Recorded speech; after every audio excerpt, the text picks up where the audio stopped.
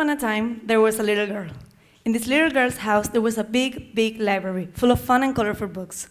Being the curious little girl she was, she asked her mom about them. She asked, Mom, what are all these books about? Well, books can be about anything, honey. Books have wonderful words inside of them, full of fun characters, stories, and even languages. Wow, this is so interesting, said the little girl. That little girl was me. That conversation didn't happen really, or not exactly, but what did happen was the fact that I grew up in a house full of books, and that I was a little bit annoying. From as long as I can remember, reading has been one of my favorite hobbies. I could spend hours reading without realizing time is passing. And it even became one of the things that constituted my identity. For example, every time my grandma called me, she asked me what book I was reading. Every time I talked with my friends, we talked about books. Every time I watched a TV show or a movie, I identified with the characters that read books, characters like this one. So I think it's only natural that in this world that is completely defined by books and by literature, I came to think of life as just another book that we're all living in. And it is actually not hard at all to find similarities between a book and life. For example, most books follow a protagonist, a main character that is the center of the story and whose point of view we see the story from.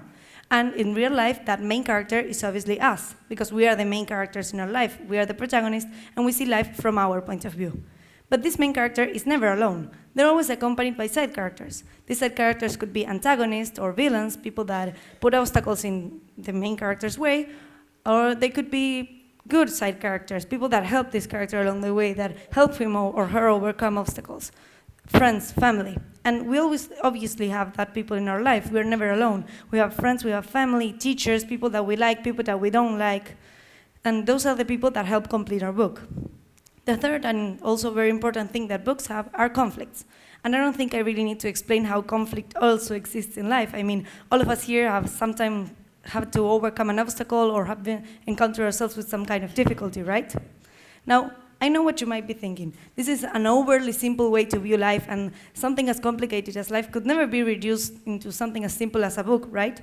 Well, let me try to prove you wrong, because you might be thinking that there are things that you can only do when reading a book and not when living life. For example, setting the pace. When we're reading, we can decide how fast or how slow we're reading, but we can also decide how fast or how slow we're living. For example, I'm a person that does everything super fast. It's always doing 100 things at the same time and trying to meet certain types of deadlines.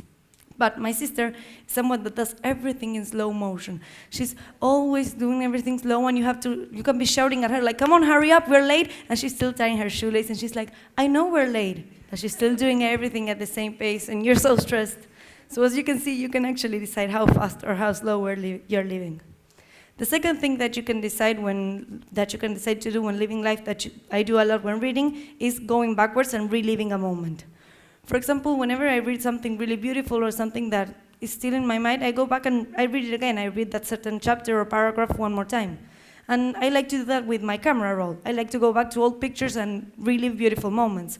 And of course, I'm not actually living that moment again. I mean, I'm only looking at the picture, but I'm experiencing some of those feelings again.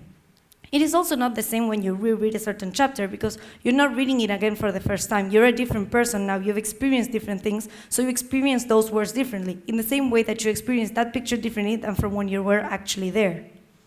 The third, and in my opinion, most important thing that we can do when living, that we do a lot when reading, is stopping. Just closing the book for a moment to try to understand what is happening around us. Whenever something really beautiful happens in a book, I try to close the book and try to actually understand how beautiful moment these characters are living.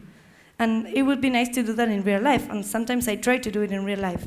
Whenever I'm laughing with my friends or I'm having a beautiful moment, I try to be present and to acknowledge what a beautiful moment I'm living. But I also like to close the book when something stressful is about to happen in the next chapter, or when something really frightening is happening in the story, because sometimes I'm not ready to read the next chapter or the next paragraph yet. And it is also nice to do that in the real world too, right? To just take a day off from work or take a day off from school to try to prepare ourselves from what is coming, because we don't have to be rushing or doing things all the time. We can actually stop. Nowadays, reading doesn't hold as much place in my life as it used to. And I'm not saying I don't like it. I clearly do, because I decided to do a TED Talk about it. But what I mean is that it's not the one thing that defines my identity, as I talked about how it used to be. And I know it's kind of a cliche, a young girl wearing glasses giving a TED Talk about reading, and also the TED Talk is in English, but there's actually something that I want you to leave here with. There is a reason why I wanted to share this nerdy theory about life.